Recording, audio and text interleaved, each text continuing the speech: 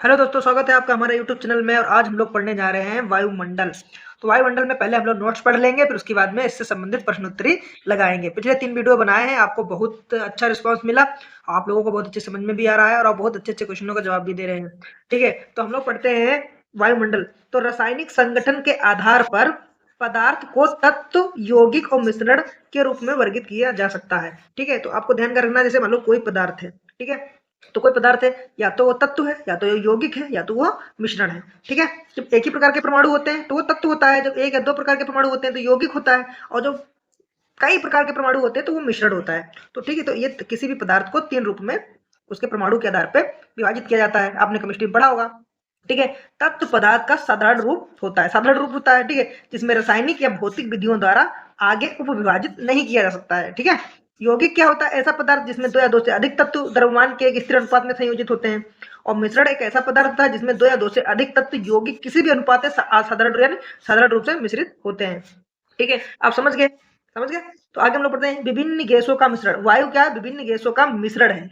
क्या है? विभिन्न गैसों का मिश्रण। और पृथ्वी के पारित विद्यमान गैस वायु समूह वायुमंडल कहते हैं। यानी इसमें पृथ्वी पे जितनी भी गैसें हैं मौजूद हैं, ठीक है, तो उनका जो समूह है उसी को क्या कहते हैं? वायुमंडल कहते हैं। तो वायुमंडल ऐसा समझ लो कि ऐसी गैसों की ऐसी संरचना जो विभिन्न प्रकार की गैसों का जो सम्मिश्रण है, जो हमें चारों ओर से घेरा है। ठीक है, वो क्या है? वो वायुमंडल है। तो इसमें कौन कौन गैसें हैं? Nitrogen, oxygen, carbon dioxide. ठीक है, अन्य गैसें भी पाई जाती हैं। गैसों का यह सम्मिश्रण वायुमंडल एटमॉस्फेयर में पाया जाता है।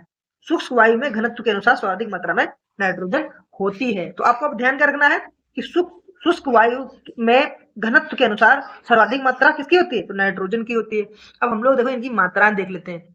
क्या देख लेते हैं? मात्राएं। ठीक है, तो सबसे ज्यादा कौन सी गैस है वायुमंडल में? नाइट्रोजन 78.8%, ऑक्सीजन 20.95%, लगभग मतलब 21%, ऑर्गन।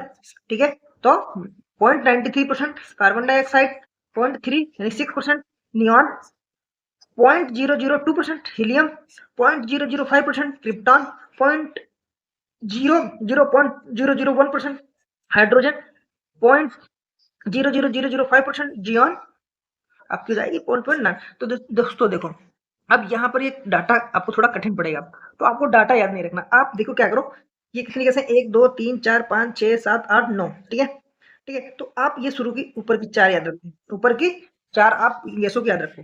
अब देखो इसमें प्रश्न कैसे बनेगा, बताओ कैसे बनेगा प्रश्न। अब पूछ देगा आपसे कि इनकी मात्राओं के अनुसार इनको घटते बढ़ते क्रम में लिखो। तो आप ये देखो फट से कर दोगे। और एग्जामिनर इतना मतलब बुद्धू नहीं है कि आपको ये दे देगा नाइट्रोजन। नाइट्रोजन नहीं देगा आपको, इनमें फंसाएगा, इनमें फंसाएगा। इनका सीक्वेंस सबसे पूछ लेगा कि वायुमंडल में मौजूद उनके मात्रा के अनुपात के अनुसार इनको घटते या बढ़ते क्रम में लगाओ।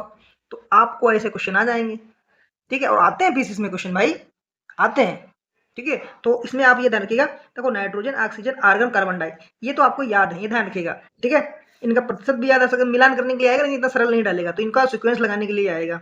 ठीक है, तो 2 कठिन दे देगा, 2 सरल देगा। आपको बस याद रखना, नहीं क्रिप हाई। ठीक है, ऐसा करके याद कर लीजिएगा अपना। ठीक है, ध्यान ध्यान दीजिए। ठीक है, इसकी हम लोग क्या कुछ बताएं, तो ये चीज आप लोग ध्यान रखिएगा। इनका परसेंटेज इतना जरूरी नहीं, लेकिन इनका सीक्वेंस आप जरूर ध्यान रखिएगा। तो शुरू के 4 तो आपको याद होंगे, देखो नाइट्रोजन, ऑक्सीजन, ठीक, फिर उसके बाद आर्गन, ठीक, फिर उसके बाद कार्बन डाइऑक्साइड। कार्बन डाइऑक्साइड कितने नंबर पे? 4 नंबर पे। ठीक है, बस यही मध्य है। कार्बन डाइऑक्साइड से ऊपर आर्गन है, पर नियान, हीलियम, क्रिप्टॉन, हाइड्रोजन। हाइड्रोजन अपनी ध्यान रखना 8वें नंबर पे। ठीक है, ये तो कैसे याद ध्यान रखिएगा। बस इसके बाद सबसे कम कौन है? जीनॉन। जीनॉन, जियोन याद रखने का, वो जियोन नहीं नोबिता वाला। ठीक है, आगे हम लोग पढ़ लेते हैं। आगे हम लोग देखते हैं दोस्तों। अब यदि याद हो गया होगा तो आप हमें बताएं, आगे भी क्वेश्चन हम बनाएंगे, आप लोग कर लेंगे। ठीक है, तो हम लोग अब पढ़ते हैं स्वयं पोषी पौधे, वायुमंडल से ऑक्सीजन का उत्सर्जन। ठीक है, क्या करते हैं? जो स्वयं पोषी पौधे, जो पौधे अपना भोजन स्वयं बनाते हैं, ये करते हैं ऑक्सीजन का उत्सर्जन करते हैं, अवशोषण नहीं करते हैं। ठीक है, वायुमंडल को दूषित करने वाली ग्लोबल वार्मिंग के लिए जिम्मेदार गैस कार्बन डाइऑक्साइड का अवशोषण करते हैं। ठीक, तो कार्बन डाइऑक्साइड कितने नंबर पे? 4 नंबर पे, अभी मैंने आपको बताई थी। ठीक है, नियान कितने नंबर पे? 9 नंबर पे, जियान। ठीक है, ठीक है, आगे देखते हैं। ऑक्सीजन की कमी पृथ्वी पर जीवन का घातक परिणाम होगा। तो हम लोग अब आगे देखते हैं कि देखो ये क्या है, ऑक्सीजन है वायुमंडल में, और ये है पौधे। ठीक है, तो इन्होंने क्या किया, इन्होंने छोड़ा, ऑक्सीजन चली गई, जंतुओं ने इसे ग्रहण कर लिया, और फिर उन्होंने छोड़ा, पौधे ने फिर ले लिया, तो ऐसे सर्कल चलता है आपका। ठीक है, तो ऑक्सीजन कार्बन डाइऑक्साइड का संतुलन ऐसे बना रहता है। ठीक है, जैसे ये आदमी है, ठीक है, इसने कार्बन डाइऑक्साइड छोड़ी, ऊपर चली गई, या ये पौधे, इन्होंने पौधे ये ले ली, और फिर क्या हुआ, और पौधे से इन्होंने फिर ऑक्सीजन ले ली, तो ये चक्र चलता रहता है, ऐसे जीवन चक्र चलता रहता है। आगे हम लोग देखते हैं, इस प्रकार पादप वायुमंडल में ऑक्सीजन और कार्बन डाइऑक्साइड का संतुलन भी बनाए रखते हैं, और इसलिए वनों को पृथ्वी के फेफड़े या ग्रीन लंग्स ऑफ अर्थ भी कहते हैं। किसको? वनों को। वनों को क्या कहते हैं? Green lungs of earth. इसके अतिरिक्त विभिन्न क्षेत्रों में सड़कों किनारे हरे भरे वृक्षों की कतारें करके ध्वनि प्रदूषण में भी रोकने में ये लोग साथ देते हैं। हमारा कौन? पेड़। भाई जीव जंतु जीवित है ये, ठीक है, तो इनको हम अपने तरीके से कहेंगे, चल नहीं सकते तो क्या हुआ, जिंदा तो है। चलिए हम लोग आगे देखते हैं। अब हम लोग दोस्तों प्रश्न लगाते हैं, अब लोग प्रश्न लगाते हैं, ठीक है। तो आप हमको बताइए, पृथ्वी के चारों ओर गैसें के समूह को क्या कहते हैं? और ये देखो बीपीएससी यानी बिहार की जो है बीपीएससी में पूछा गया है, ठीक है। तो इसको हम लोग क्या कहते हैं? वायुमंडल कहते हैं। अभी हम लोगों ने पढ़ा, तो पृथ्वी के परित विद्यमान गैसों के समूह को वायुमंडल कहते हैं, यानी पृथ्वी के चारों ओर विद्यमान जो भी मौजूद गैसें हैं उनके जो समूह है उसको क्या कहते हैं? तो नाइट्रोजन, ऑक्सीजन, कार्बन डाइऑक्साइड तथा अन्य गैसें पाई जाती हैं। अगर मतलब वायु एक क्या है? तो वायु एक यौगिक है, तत्व मिश्रण है। तो क्या है? ये मिश्रण है, अभी हम लोगों ने पढ़ा। और ये क्वेश्चन पूछा गया बीपीएससी 1994 में। तो मिश्रण एक ऐसा पदार्थ होता है जिसमें दो से या दो से अधिक तत्व यौगिक के अनुपात मिश्रित होते हैं, ठीक है। इनमें विभिन्न गैसों का सम्मिश्रण है, तो गैसों का सम्मिश्रण वायुमंडल में पाया जाता है, ठीक है। आगे हम लोग देख लेते हैं, आगे हम लोग देखो सवाल लगाते हैं। निम्नलिखित में गैसों में कौन सी वायुमंडल में नहीं पाई जाती? तो कौन सी नहीं पाई जाती? तो अभी हम लोगों ने पढ़ा हीलियम देखो पाई जाती है, ठीक है। फिर हमने पढ़ा आर्गन पाई जाती है, और नियॉन पाई जाती है, रेडान नहीं पाई जाती। तो रेडान एक रेडियो एक्टिव नोबल गैस है, और यह शुष्क वायु में इसकी मात्रा नगण्य होती है, ठीक है। ये हम लोग अभी पढ़ चुके हैं, ठीक है। अब देखो ये एमपीपीसीएस में क्वेश्चन पूछा गया है कि शुष्क हवा में नाइट्रोजन की मात्रा होती है, तभी हम लोगों ने पढ़े 78%, ठीक है। तो ये तो सबको पता हो गया, ठीक है। आगे हम लोग देख लेते हैं कि वायुमंडल में नाइट्रोजन, ऑक्सीजन, ठीक है, और कार्बन डाइऑक्साइड, नियॉन, हीलियम इत्यादि गैस उपस्थित रहती हैं, और सूक्ष्म वायु घनत्व सर्वाधिक मात्रा किसकी है? नाइट्रोजन की 78.8%, ठीक है। आगे हम लोग पढ़ते हैं, देखो सवाल कितने सरल सरल आते हैं। वातावरण में सर्वाधिक प्रतिशत किसका है? तो नाइट्रोजन का है, अभी हम लोगों ने पढ़ा, ठीक है। हवा में और हम लोग अगला क्वेश्चन देखते हैं।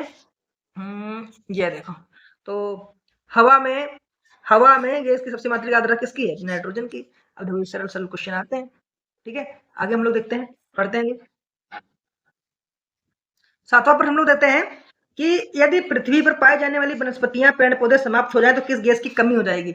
देखिए सबसे सरल प्रश्न आया, और कितना कठिन प्रश्न आया कि यदि पृथ्वी पर पाई जाने वाली वनस्पतियां, पौधे समाप्त हो जाएं तो किस गैस की कमी हो जाएगी? तो सही उत्तर है ऑक्सीजन की कमी हो जाएगी भाई, ऑक्सीजन की कमी हो जाएगी। हम लोग पेड़ पौधे वायु, ऑक्सीजन का उत्सर्जन, वायुमंडल को दूषित करने वाली global warming gas carbon dioxide का अवशोषण करते हैं, और अगर ये वनस्पतियां नहीं होंगी तो ऑक्सीजन की कमी पूरी पृथ्वी पर घातक प्रभाव डाल सकती है। चलिए हम लोग आगे देखते हैं अपना प्रश्न। तो निम्नलिखित में से कौन सा कार्य पेड़ पौधों का नहीं है? तो कौन सा नहीं है? वायु, सॉरी, निम्नलिखित में कौन सा कार्य पेड़ पौधों का नहीं है? तो वायु प्रदूषण। तो ये वायु प्रदूषण नहीं करते भैया, ठीक है। शोर का अवशोषण करते हैं, ऑक्सीजन की विमुक्त करते हैं, ठीक है।